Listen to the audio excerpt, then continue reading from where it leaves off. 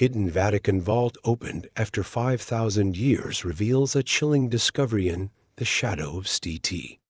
Peter's Basilica beneath the gilded ceilings and centuries-old marble floors. Something ancient waited forgotten by time, hidden by faith. For over 2 millennia, pilgrims had walked above it, their prayers echoing through the basilica's sacred halls, never knowing that a secret slept just beneath their feet. The Vatican, a symbol of divine power and spiritual refuge, held within its heart not just relics of saints or pages of holy scripture, but a vault sealed so long ago. Its existence had become myth. Even among the clergy. It was not spoken of. In official Vatican texts, no blueprints showed it. And yet, every few generations, whispers returned. Whispers passed quietly from one elder cardinal to another in trembling Latin, eyes shifting toward ancient catacombs never marked on maps. It was called La Voce Sepolta, the buried voice. Not just a vault, they said, but a warning. A prison. A place that should never be opened. In 1545, a letter was found buried in the secret library of Pope Paul III. The ink was faded, but the words were clear. Beneath the seventh chamber lies a gate not meant for man. Keep it sealed. Not for fear of the thing within, but for the fear of what we become when we know the letter was burned. The chamber mentioned? Disguised as a storeroom and sealed with papal wax. The few who knew the truth were bound by oath never to speak of it again, but legends, like fire under stone, don't die. They burn slowly, in silence. There was a tale among the Swiss guards, passed around like ghost stories on cold nights. A tunnel under the basilica that only the Pope and one other man could access. They said it breathed when you got close. That? Your skin prickled. That prayers felt wrong when said near its door. You'll know it by the smell of old incense and ash, one guard said with a nervous smile. And the quiet, the kind of quiet that feels like something's listening. And still the vault slept. Wars raged. Empires rose and fell. Popes were crowned and buried. But the buried chamber remained untouched, bound in darkness and holy fear. Only one photograph had ever been rumored to exist. A faded Polaroid, allegedly. Taken in 1963 by a priest who descended too far into the archives. It showed a door, no hinges, no handle, just a smooth black stone with Latin carved around it. The words, translated loosely, read, "What God cast out, man must never embrace." The priest vanished days later. The photo was destroyed, or so the Vatican claimed, but some say the current pope has seen it. And not just the photo he has. Heard the whisper. He has walked the halls and felt the presence of something older than the church itself. A choice now rests on his shoulders, heavier than the golden cross he wears. Open what his predecessors dared not, or let the truth remain buried until it demands to be found, and so the world turns, unaware that beneath the seat of holy power, something stirs. Not asleep, not awake, but waiting. There are truths so dangerous that history does not bury them, it chains them, deep beneath the apostolic palace, beyond the Vatican archives where even the boldest scholars dare not stray, lies a corridor untouched by sunlight for thousands of years. Its walls, cold with time, are carved not with Christian imagery, but with symbols forgotten by Scripture, coiling serpents with wings, stars with 13 points, eyes weeping in stone. The air is unnaturally still, as if held in place by a force that does not breathe. This is where the seal was placed. The origin of the vault predates even the birth of Christ, carved, according to forbidden records, during the reign of an ancient empire long erased from memory. Some believe it was once a temple, others a prison. But when early Christians stumbled upon it while hiding from Roman persecution, they knew at once this was not meant for worship. It was a warning carved in stone. The Church sealed it the only way they knew how, through ritual, blood, and silence. A secret order was formed, Custodes Tenebrae, the guardians of the darkness. They wore no robes, held no masses. Their vow was not to serve the faithful, but to protect them from what lay below. Each century, only one new guardian was chosen. They were not told everything, only enough to keep them obedient. They stood watch, passing down the tale in whispers, their very lives pledged not to a God above, but to a secret beneath. One such guardian, Father Luca Benedetti, wrote a confession never meant to be seen. It was discovered in 1978 in a forgotten drawer after his death. I heard it.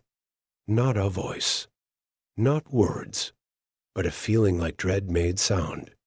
It speaks in your bones. It offers peace, but only if you forget who you are. I almost opened it. I almost gave in. The seal itself was a masterwork of divine paranoia. A door of black stone, unmarked by time or tool. Encircling it were 7 rings of molten gold, each engraved with a different passage from Apocryphal.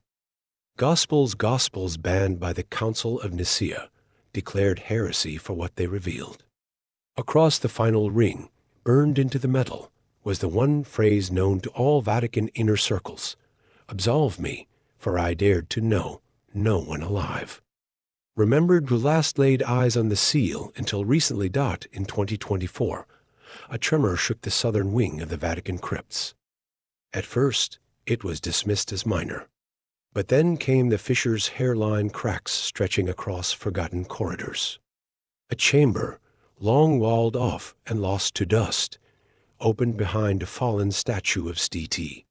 Michael. The custodians called in engineers. The engineers called in historians. And the historians called in silence, because when they uncovered the final chamber, when the dust cleared and the shape of the terrible, silent door revealed itself, every man fell still. The seal of the vault was found. The Holy See was summoned. Not the full college of cardinals. Only 5 men. Men who knew the legend. Men who had vowed it was only a myth. Yet there it stood before them, humming faintly, though no machines were on. A pulsing dread filled the air. It wasn't loud, but it was alive. One of them wept. Another refused to enter the chamber again. The Pope himself, frail and quiet, stood in the dark before the seal for an hour without speaking. No one knows what he saw. But when he emerged, he simply whispered, "It's not a lie." And so the Church faced a choice it had feared for 5,000 years. To open what was sealed in the days before Christ walked the earth, or to risk letting it open itself for the first time since the beginning of the Vatican. The myth was real. The forbidden seal was broken, but not yet opened. Something ancient stirred behind it, something that had waited. And remember. No decision in Vatican history had ever been this heavy. No council vote, no schism, no papal election, not even the declaration of the Inquisition, bore the same crushing weight as the one now laid before the Holy See. The forbidden seal had been found. And it was no longer silent. The Pope convened his inner circle under the flickering light of the Vatican's most secure chamber, Sala del Silenzio, the room of silence. Only 7 men and 1 woman were present: cardinals, theologians, historians, and 1 pale-faced exorcist flown in from a monastery that rarely sent its monks beyond the Alps. The door was locked. Phones were banned. Outside, the world went on as always. Inside, faith wrestled with fear. At the center of the table lay ancient documents unearthed near the ray-discovered vault, scrolls wrapped in goat leather, pages blackened by age and day. Fragment of obsidian inscribed in an indecipherable language. 1 translator simply passed out. Another tried to quit the Church altogether. The words they managed to piece together: spoke of an entity cast down not by God, but by something older. He was not Lucifer. He was before the fall. The Pope sat quietly as the arguments erupted. One cardinal insisted the vault was a trap. "It's evil," he whispered, "and it wants to be known. That's why the seal has weakened. It's baiting us." Another, a Jesuit scholar of ancient religions, argued differently. "What if it's knowledge?" he asked. What if the earliest truths were buried because mankind wasn't ready, not because they were false, but because they were too vast? The silence of the Pope gave them no comfort. He was not a man easily shaken. In his youth, he had walked through the charred ruins of war-torn villages. He had held dying children. He had exorcised evil with nothing but faith and trembling hands. But now he looked like a man staring into the abyss of God's memory. Then came the tipping point. A new tremor struck. Deep, focused like something beneath the earth had exhaled. And this time, a Vatican camera placed near the vault captured something chilling. The black stone pulsed. Just once. A faint glow from behind it, red like blood through flesh. No heat. No radiation. But a sound was recorded, only one word, spoken in a voice that sounded like every voice, and none at once, upright. "Open it." The exorcist crossed himself 5 times. The theologian fainted. And in the Pope's quarters that night, a single painting, an original of St. Peter's martyrdom, fell off the wall and cracked across the apostle's face. The Pope did not sleep. He walked the Vatican halls in silence, murmuring prayers not written in any Bible, touching the columns as if they might crumble beneath what was coming. And at dawn, he made his decision.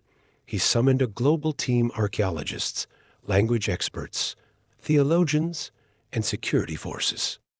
Not many, only those bound by unshakable secrecy.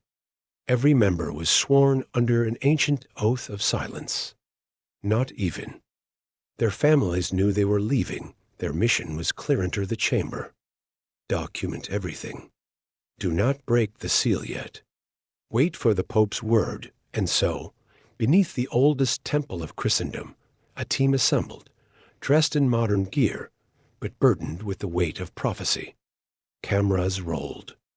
Heart monitors were attached. Every step was recorded. Their eyes reflected the flickering torchlight of a place untouched by time. They approached the seal, each breath slow, each word whispered. The Pope, watching from a hidden chamber above, gripped the rosary so tightly his fingers bled. He did not want to open it. He prayed someone would stop him, that an angel would appear, that God would thunder from the sky. But heaven was silent, and something beneath the earth was whispering louder with each passing hour. The door did not open with fanfare. There was no explosion, no collapse of stone, no divine lightning tearing through the sky. It simply gave way. A whisper echoed across the chamber. The moment the Vatican team stepped forward. Not a sound exactly, but a shift in pressure. Like the earth exhaled something ancient and cold. The seal, after thousands of years, parted down the center like a mouth remembering how to speak. It opened not from hinges or hidden mechanics, but as if the black stone itself had never truly been solid, only pretending to be asleep. The team 10, men and women, hand-picked by the Pope, stood motionless, frozen by awe and dread. Their lights flickered, not from malfunction, but interference. Electromagnetic readings spiked. GPS failed. One man vomited, overcome not by fear, but by the scent like iron, rotting roses, and wet stone. Time felt wrong. Seconds stretched. Breaths became loud and distant in their own ears. Then came the cold dot. It wasn't natural. Not just the absence of warmth, but the presence of something else, a void where the soul instinctively knew it should not go. The vault was no longer a legend.it was real, and it was open. The hallway beyond the seal descended at a perfect spiral. The walls were made of obsidian, smooth and seamless, as if carved not by tools, but by intention. Ancient symbols glowed faintly with a red hue that pulsed with every footstep. They were not Latin, not Sumerian, not Egyptian. The linguist on. The team whispered, trembling, "These shapes, they're not written. They're remembered, one by one." The team stepped into the descent. Each was equipped with a body cam and biometric monitor. And from the moment they entered, the Vatican's control room began to receive anomalies. Not just interference, but overlaps. Audio began picking up voices speaking in the native tongues of each team member's childhood, whispering secrets they'd never told anyone. One man broke down in tears as the voice of his dead sister repeated his sins back to him. Another reached for a cross and found it burning hot in his hand, and the deeper they went, the more the architecture changed from carved stone to bone-colored. Walls, from spiral paths to rooms that defied geometry, doorways that looked flat until you walked through and felt yourself turning, bending, folding. A physicist tried to map the route, but gave up, mumbling, "It's not built for direction. It's built to confuse time." Then came the Chamber of Eyes, a vast dome-shaped room with walls covered in carvings of eyes, thousands, each unique, each open. And in the center, a pillar upon which sat an object wrapped in cloth older than history. As the team approached, the cameras flickered violently. One by one, their feeds cut out, until only audio remained. What they said, what the world was never meant to hear was this: "We are not alone. We were never alone. They didn't fall from grace, they were pushed. This is not a vault. It's a memory buried in matter. And we're inside it now." One team member started screaming. Another began speaking in reverse. Their heart monitors spiked into chaos. And then, for 12 full minutes, all signals died. Silence. Above, in the Vatican, the Pope fell to his knees. Not from prayer, but from recognition. He had seen this place before, in a dream that haunted him as a child. A dream with no sky, no sun, only the sound of something huge breathing in the dark and whispering, "Come back," and then one camera. Feed flickered back on a single frame, shaky, blurred, but in the middle of the frame, standing at the end of the corridor, was a figure, not robed, not clothed, not human in form, but towering, radiant, and weeping black tears. The image lasted less than a second before the feed burned out. The control panel sparked and died. The Pope turned away. One of the guards began to bleed from the nose. And still, the vault remained open, its spiral descent yawning wider, deeper, hungrier. Whatever was buried beneath the Vatican was no longer buried. It was awake, and it had remembered its name. What do you call something older than time? What do you name a being that predates memory, language, even creation itself? The Vatican never had a word for it. No scripture ever dared speak of it. No prophet ever claimed to have seen it. And yet, buried beneath the foundations of the church itself, beneath every cathedral, every psalm, every whispered prayer, it had waited. The entity was not a demon. It was not an angel. It was what came before the difference, the only surviving. Footage retrieved from a corrupted black box embedded in the lead investigator's gear played for exactly 11 seconds. In those 11 seconds, something moved in the dark, not toward the camera, not around it, but within it. The image bent, like the lens had lost faith in reality. Light twisted sideways. Symbols etched into the walls began glowing, not from illumination, but recognition. They were being seen, and they were seeing back. Then, came the shape. It had no definitive form, yet every culture on earth might have recognized it. A shadow with fingers like branches, moving like water, shimmering like smoke. It wore something resembling a face, but only as a mask stitched together from the memories of those who looked upon it, and those who looked upon it began to forget, one by one. The Vatican team lost grip on who they were. They stopped speaking. In their own voices, some repeated prayers in reverse. Others smiled while bleeding from the eyes. One began humming a lullaby that no one had taught her, and yet every listener felt like they'd heard it once, long ago, in the womb of a dying star. The entity didn't speak with sound. It spoke with memory. It reached into each soul, not with cruelty, but with familiarity, offering forgotten glimpses of what came before humanity. Cities beneath oceans that never existed. Skies without stars.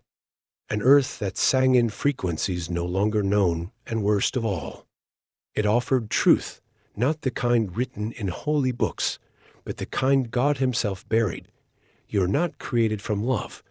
It whispered into the minds of the intruders. You are carved from consequence. You are not the chosen. You are the remainder, and I am the first thought. The Vatican control room went into full lockdown. Priests wept. Scientists vomited. The Pope collapsed, and yet, amidst the panic, the entity did something no one expected. It wept. Tears thick and black, oozing like oil down its formless face, hit the stone floor and sizzled like acid. But the emotion? Unmistakable. Not rage, not pride. Sorrow. If this being, this cosmic orphan of creation, had been waiting not to be feared but to be remembered, I was cast away not for what I did, but for what I knew. I asked why, and the heavens tore me out. This was the secret the church buried. Not a monster, but a martyr of forbidden wisdom. Not evil, but unwanted truth. A being who asked one question too many before light and dark were ever born, and now that it had awakened, it did not seek vengeance. It sought an audience, but exposure came at a cost. Every Vatican agent who stood in its presence was lost. Not physically, most of them walked back out of the vault. But they were not the same. They didn't speak. They didn't blink. They didn't cry. Their eyes were glass mirrors, their pulses erratic, their minds held open like pages in a book that refused to close. One carved a phrase into the wall of his containment chamber. We were not meant to be gods. Another slit his own throat, whispering, "It showed me everything," and the youngest a woman only 27. The linguist sits silently to this day, staring into nothing, repeating one word over and over in a tongue no living human can trace, Yilarim. The Vatican has not translated it, but the entity doesn't need language anymore. It has entered our memory, our silence, our dread, and it is still watching. It started with silence, not the kind that falls over a sleepy town, nor the reverent hush of prayer. This was different. The birds in Vatican City stopped singing. Every pigeon, raven, and sparrow in a 10-kilometer radius vanished, flown off, or fallen dead. Dogs howled with their eyes rolled white. Church bells tolled on their own, ringing at odd intervals, mimicking heartbeats instead of time, and yet none of it was broadcast. The Vatican locked its gates. Flights over Rome were silently rerouted. The official story? A gas leak beneath the papal basilica. Restricted access. Emergency repairs. Business as usual, but the truth? It was leaking across the globe. Strange phenomena began to bloom like scars in Ethiopia. Monks in a 12th century monastery reported their ancient relics glowing. Scrolls written in languages lost to history began to retranslate themselves, changing ink, rearranging words. In Tibet, an oracle in a trance began convulsing. When she finally stilled, she wrote in flawless Latin, despite never having learned it. The phrase, "the hidden one has been remembered." In the Amazon rainforest, an uncontacted tribe emerged from the jungle and walked directly into an on-relief camp, something they had never done before. They spoke of the black god who sleeps in the stone river. Their shaman pointed to a Vatican insignia on a medic's armband and collapsed dot in Los Alamos. Quantum physicists ran an experiment on memory transfer. Every screen blacked out for 7 seconds, displaying a single symbol, one of the same from the Vatican vault.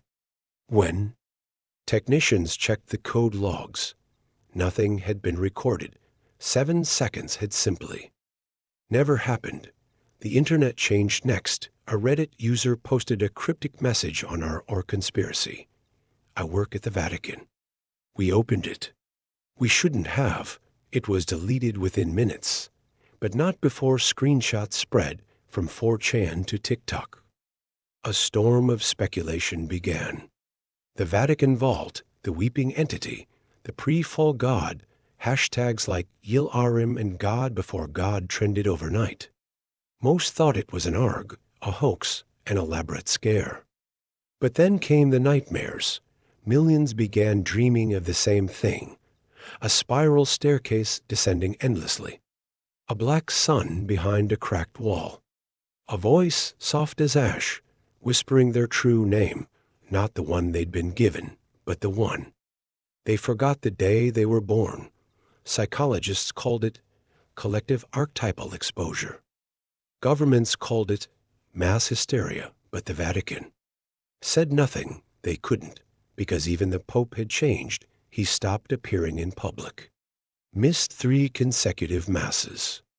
A cardinal leaked footage grainy, filmed on a hidden phone showing the Pope seated in his private chapel, staring at a single frame taken from the recovered vault footage. He was weeping, muttering, "We buried the first light in darkness." To keep our own lights from burning out, one of his advisors attempted to remove the image.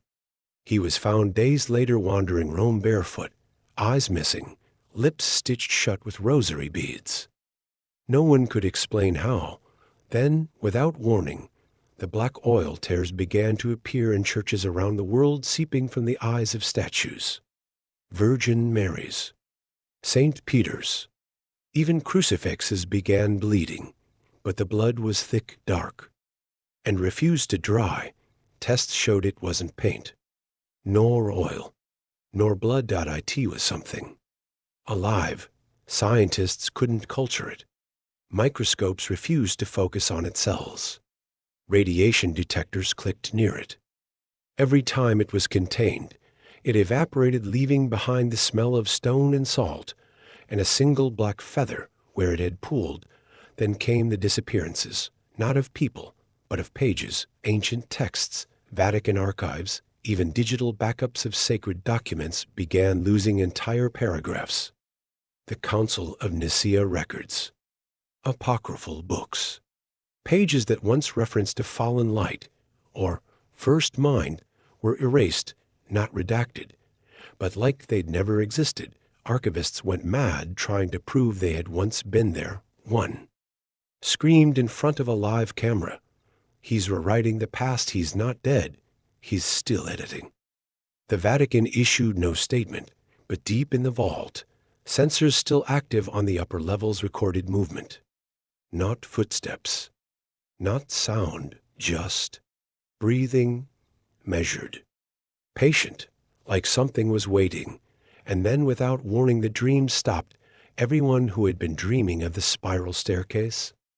Silence. Sleep came easier. Statues stopped bleeding. No new symbols appeared, but the absence was worse, because now the world wasn't being warned. It was being watched, and in the shadows of every ancient cathedral, in the reflections of black mirrors, and in the silence between thoughts, people began to feel it, a presence, not hateful, not kind, just waiting. It said that memory is the soul's anchor. When it falters, so too does the person. But what if memory was never meant to be kept? What if the mind was meant to forget, to evolve, to let go?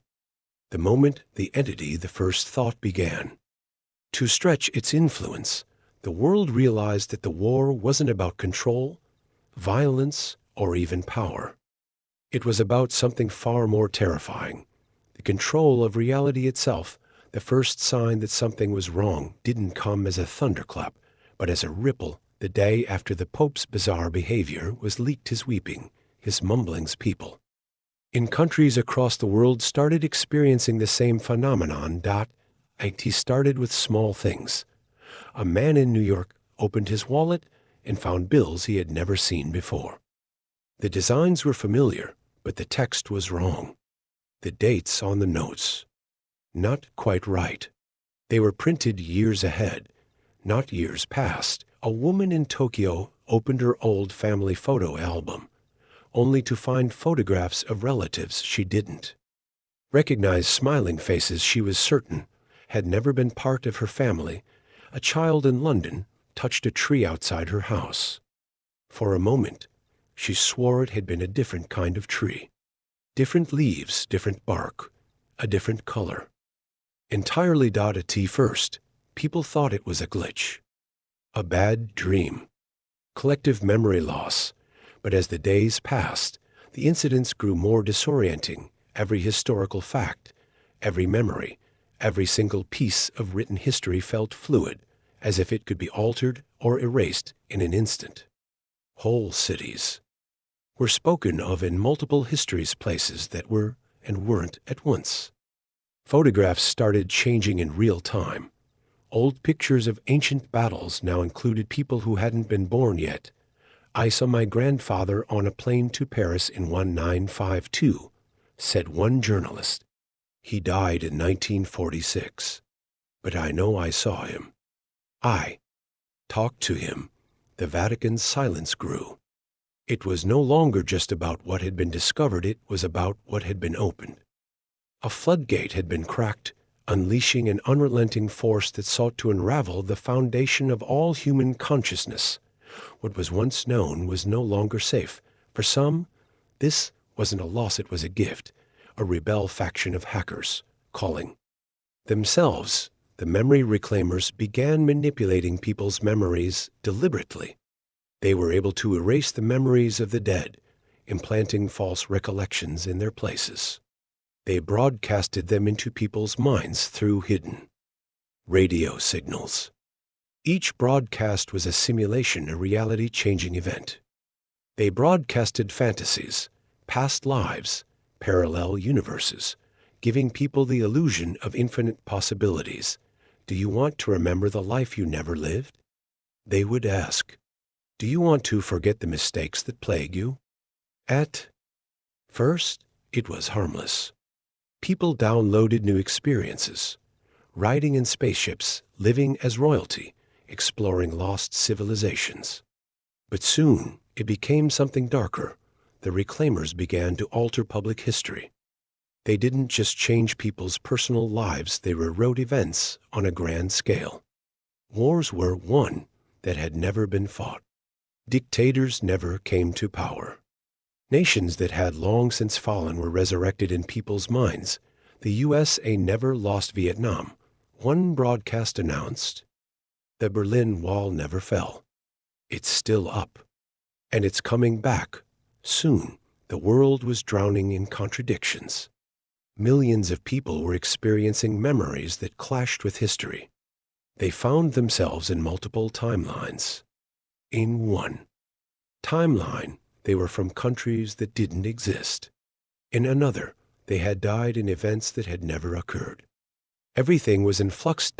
In the middle of this chaos, the Vatican was not silent. Instead, the Church sought to close the breach desperately, trying to regain control. The Pope, who had once whispered truths to himself in his private chambers, now began to gather the world's leading scholars, priests, psychologists, historians. They formed a secret coalition called the Council of the Reversion. Their sole purpose was to track down the origin of the memory war and stop it, but they were too late. They hacked into government systems, altering public records. They twisted documents, changed photographs, erased the memories of the most infamous historical figures. With each hack, they reduced the importance of events the victims, and in their place, they painted heroes who had never lived. The truth was becoming irrelevant. The more people let go of their old memories, the more they let themselves be shaped by the new reality, the more unstable the world became. Is it really a memory if we no longer remember what came before it? A famous philosopher mused in an online broadcast as his own words disappeared from the history books rewritten by the reclaimers. What happens when we can choose to forget our mistakes? The world became a battlefield of cognition. Entire populations were living multiple lives in parallel, each memory competing for dominance. If history can be rewritten, what's to stop us from rewriting the future? A member of the Council of Reversion said, his voice cracking, "Do we still have the right to remember what we want?" Then came the final blow. As the war over memory escalated, a final broadcast from the reclaimers appeared, a warning. We are the first of many who have come before us. There are others. We are just the beginning, and then, for the first time, the world saw the entity. It wasn't on any screen. It wasn't in any image. It was in everyone's mind. The first thought had always been the root of creation, the concept that lay at the beginning of everything. And now it was awakening, not just in the Vatican, but in every human being who had unlocked the door to forgotten knowledge. It was as if time itself bent backward. People's memories merged into a singular, unified consciousness. The world saw the same images at once, the same words, the same truth. And there, in the collective stillness, everyone felt the entity's presence. A presence that was not angry, but inevitable. The war was over. The memories were gone. And what came next? No one knew, but one thing was clear. The past, the future, and everything in between had been rewritten. The first thought had always been waiting for this moment. And now that it had arrived, the battle for control over reality had just begun. There is a certain silence that follows the collapse of reality. It is not the kind of quiet you find in a forest at dawn or in a cathedral at prayer. It is the silence of a world that has lost its foundation, a world standing on the brink of its own dissolution. This silence was suffocating, thick with the weight of what had been lost, and yet it was everywhere. It permeated every corner of human existence. The air was still, the streets empty. The noises of the world, the hum of traffic, the chatter of voices had all faded into something distant. People no longer communicated the way they once had. Words were meaningless. The past was uncertain, and the future was a blurry haze of uncertainty. The first thought had awakened, and in doing so, it had stolen the only thing that kept humanity tethered to itself, the truth. The first thought had never been a god in the conventional sense. It was not a being, not a person or a force that could be reasoned with. It was an idea, the idea that consciousness, reality, and time could be manipulated. It was the first thought of creation, pure, original, and more powerful than any human could ever comprehend. And now it had become part of every person's psyche, weaving itself into their most intimate memories. The Council of Reversion was now all but dissolved. Once a powerful group of historians, theologians, and scientists, they had tried to fight back against the invasive reach of the first thought. But what could they do? How could they preserve what was real when nothing seemed real anymore? Every day, their meetings grew shorter, their faces more gaunt, as if they were slowly forgetting their own names. One of the last surviving members, Professor Evangeline Weiss, a historian once regarded as one of the greatest minds in the world, sat in the darkened halls of the Council's crumbling headquarters. She clutched a stack of tattered documents to her chest, the last remnants of true history, What do we have left? She whispered to herself, the walls of her mind closing in as the memories of her own past began to slip away. Nothing is true anymore. It's all been rewritten. Outside her window, the city of Rome seemed to stand still, suspended in time. The skyline, once filled with the bustle of life, now appeared frozen. People walked without purpose, their faces blank, their actions robotic. No one had the will to speak. No one had the will to remember. In the streets of New York, the streets were eerily quiet. Towering skyscrapers, once symbols of human achievement, now stood like monuments to forgotten dreams. Eric Langford, a former journalist who had spent years chronicling the most powerful events in history, walked alone, his mind a chaotic jumble of conflicting memories. He had witnessed the strange phenomena firsthand, the changing photographs, the altered timelines, the war over memory. And now he felt as if he were walking in a dream. He stopped in front of a small bookstore, its door slightly ajar. Inside, the shelves were filled with books, but none of them had titles.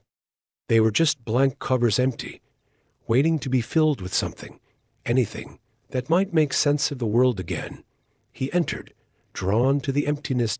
In the back corner, an old man sat hunched over a desk, scribbling furiously in a notebook.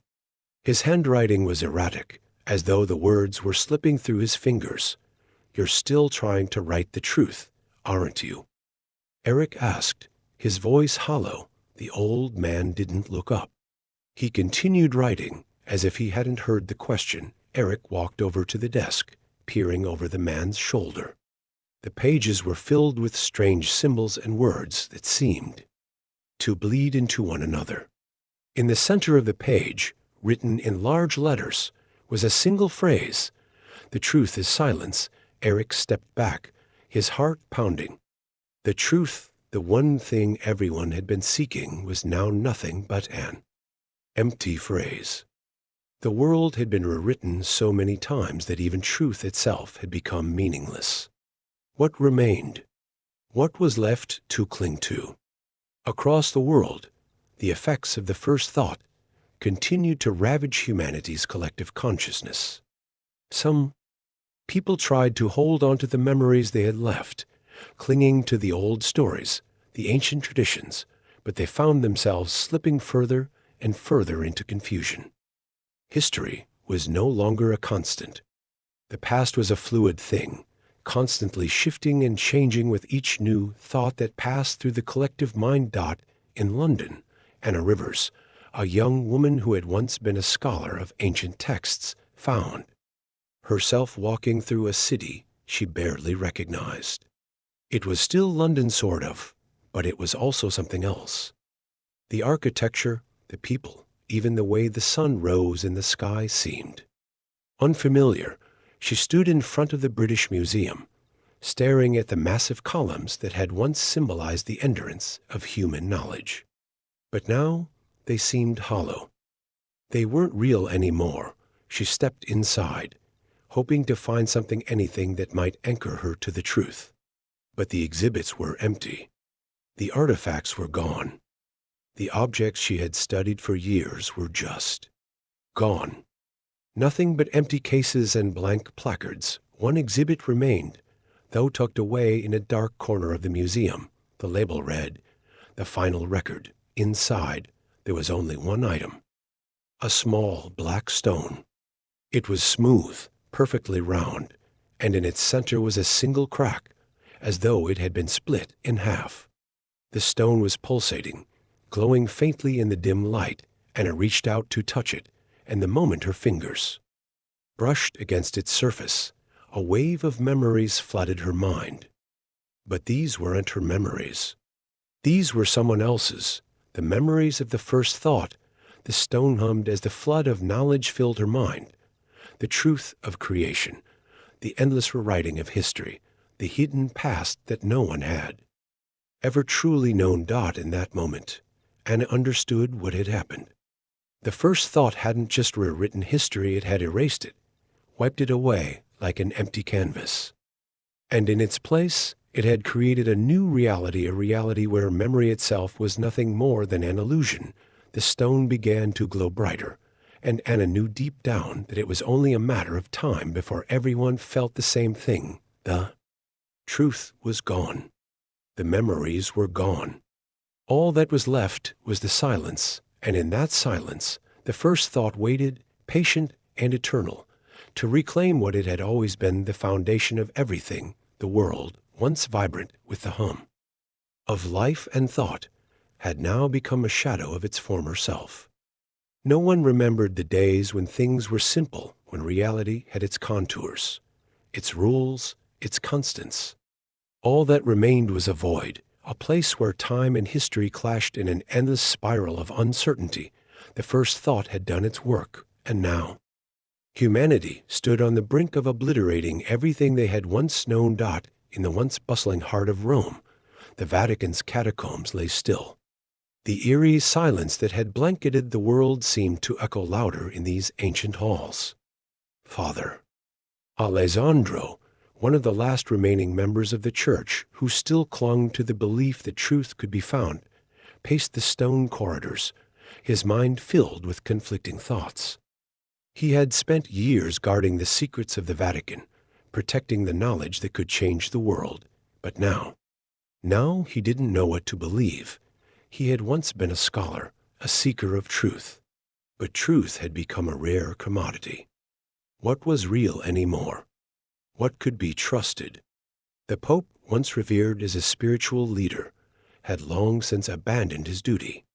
No one had seen him in days. It was clear to Father Alessandro that the Vatican was no longer the sanctum it once had been. It had been overtaken by the first thought, just like the rest of the world. The doctrines, the rituals, the teachings, it was all starting to blur, to fade. Father Alessandro reached the heart of the Vatican, standing before a massive stone door, the final seal of the vaults where the ancient secrets were kept. These vaults were built centuries ago, designed to hold the most powerful and dangerous knowledge the world had ever known. Knowledge that could shape or destroy reality itself. It was here that Father Alessandro hoped to find the answers. Here that he would make his final stand against the rising tide of oblivion. With trembling hands, he reached for the sacred key, the key that had been passed down for generations to the highest members of the church. He inserted it into the lock, his heart racing as he turned it. The massive stone door creaked open. Inside the vault, amidst rows upon rows of ancient tomes and artifacts, sat the elder stone. It had been hidden for centuries, its power known only to a select few. This stone, a relic of the first civilizations, was said to be the source of all knowledge, the origin of the first thought itself. Father Alessandro had learned long ago that the stone had the power to restore balance, to the world, to heal the fractured memories, to rewrite history as it was meant to be. But there was a catch.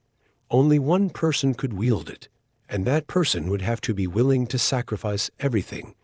He approached the stone, his breath shallow, his hands trembling. He knew what he had to do, but the weight of his decision felt unbearable. The first thought had rewritten the world, twisted the fabric of reality. But could he truly correct it? Could anyone? The stone glowed faintly, its surface smooth and cold. As his hand hovered over it, he could feel the weight of thousands of years of history, of every forgotten memory, pressing down on him. The stone called to him, pulling him closer. Meanwhile, across the ocean in New York, Eric Langford, the journalist who had once reported on the Vatican's discovery, was standing at the edge of a cliff, overlooking the city below. The skyline was unchanged, yet nothing about it felt familiar anymore. He had been on the run for days, avoiding the reclaimers and the remnants of the Council of Reversion. Everyone had either fallen to the first thought or become a part of the twisted game, but Eric could not escape the memories that were no longer his. He had been to places he had never visited, met people he had never known, and yet he felt he had lived it all before. His phone buzzed with an anonymous message, the Elder Stone. Find it. It was from Anna Rivers, the woman who had uncovered the truth behind the first thought. The one who had touched the stone, felt its power, and now knew what needed to be done. She was sending him a final warning, a last hope. The message was simple, yet its meaning was clear. The Elder Stone was the key to ending the madness. But finding it would not be easy. The reclaimers were hunting for it, and they would stop at nothing to ensure it remained hidden. They believed the stone was a threat, something that could unravel their new reality. In the far reaches of Asia, the last remnants of the reclaimers, those who had once used the power of the first thought to rewrite history, were preparing for their final offensive. They had infiltrated governments, altered records, erased entire civilizations from memory, and now they were determined to ensure that no one could stop them. Damien Zane, the leader of the reclaimers, stood before a massive holographic map of the world. It was filled with shifting data, memories being uploaded and rewritten in real time. The world was theirs now, but Damien knew that if the Elder Stone was found, it could change everything. We cannot let them find it, he said, his voice cold and calculating. If the Elder Stone is brought back into the world, the first thought's influence will be shattered. The timeline will reset, and we will lose everything we've built. His second in command, Leela Voss, stood beside him, her face hardened. We'll find it first, and if anyone else is looking, we'll make sure they never reach it. Back in Rome, Father Alessandro finally made his decision. He had felt the pull of the stone's power, but he knew what it meant to use it. 2. Rewrite history was not simply a matter of changing the past. It was about redefining the future, reshaping everything that had come before and everything that was yet to come.